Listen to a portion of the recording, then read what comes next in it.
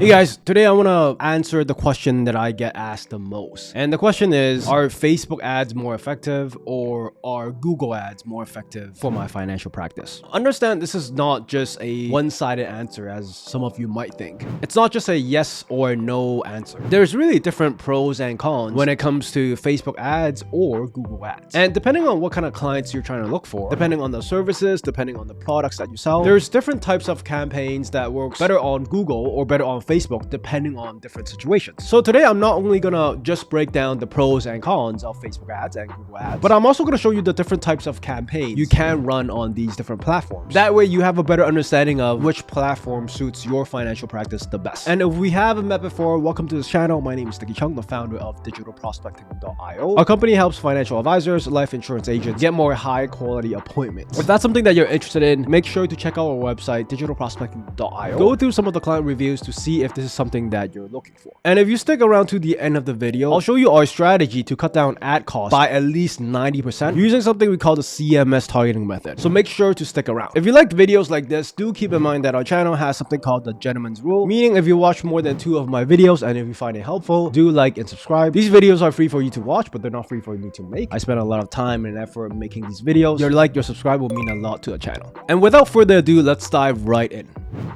Alright, let's break down the basics of Facebook ads and Google ads first. When we're talking about Facebook ads or meta ads, what we really mean is Facebook ads and Instagram ads because they all run on the same advertising platform. Google ads covers not only Google itself, like Google Search, Gmail, it also covers YouTube and GDN, Google Display Network, which is a network of sites you could advertise on via Google. The biggest difference between Google and Facebook is the way people interact with these platforms. On Facebook, people usually go there to relax, maybe to see what their friends are up to, maybe to look at some cat videos. The way Facebook ads work is by interrupting their users with entertaining ads, with shocking ads, to have them to click and to have them to opt in and sign up to whatever your program is. That's why we call it interruptive advertising. Google, however, is a little bit different. People are on Google for one purpose and one purpose only: to look up whatever questions, whatever concerns that they might have. For example, if you want to roll over your 401k, you might want to go to Google and search for best options to roll over my 401k. And the way Google ad works is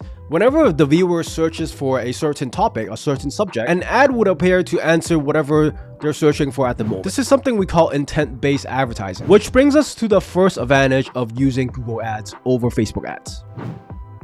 Google ads typically produce higher intent prospects. Just because they're actively looking online, they're searching for keywords, they're looking for something on Google or YouTube. Whereas for Facebook ads, users don't really have a lot of intent. They just saw an ad out of nowhere and thought it was interesting. And that's why you get a lot of leads from Facebook who maybe filled out a form, but they don't really remember the form that they filled out. Most likely we see these leads from Facebook ads a lot.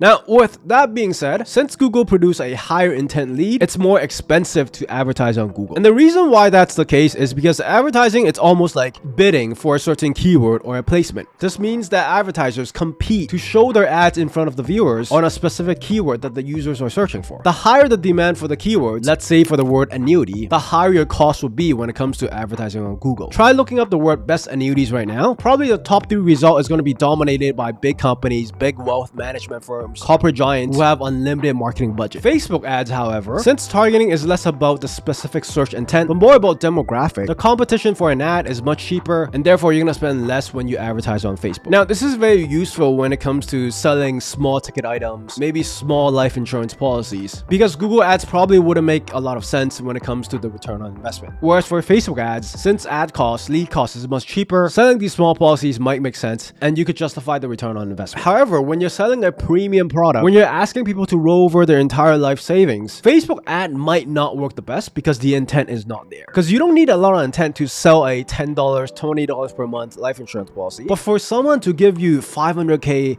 $1 million, and roll that over to a financial vehicle like an annuity or to manage their asset, now that takes a lot of intent, and therefore Google ads work a lot better when it comes to these higher ticket policies. Yes, you might spend a little bit more on Google ads, but the returns on these policies justifies the investment itself.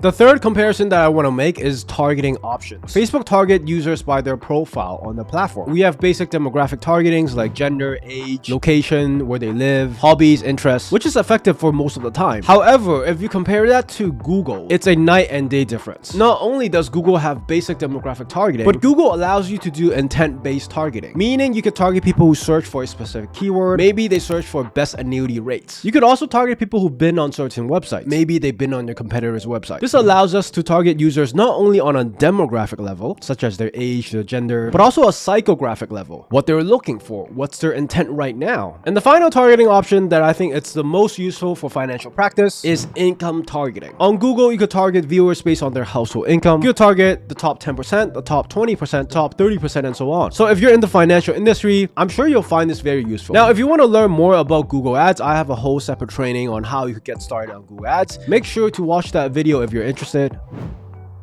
If you were to learn marketing, if you were to learn advertising, most advertisers start with Facebook and then they move on to Google. And the main reason for that is because Facebook is a much easier platform to learn. It's much cheaper. You could probably set up your campaigns in less than 50 minutes. So if you're just starting out in advertising, Facebook ads is probably the best place you could start. Google ads is a lot different. Different placements like Google Search, Display Network, YouTube, they all require a different skill set. So learning Google ads means that you have to master every single one of these platforms in order to get a decent result. And even mastering one platform itself, with the amount of targeting options, the keyword options that you have, it's much more complex and it would require a lot of your time.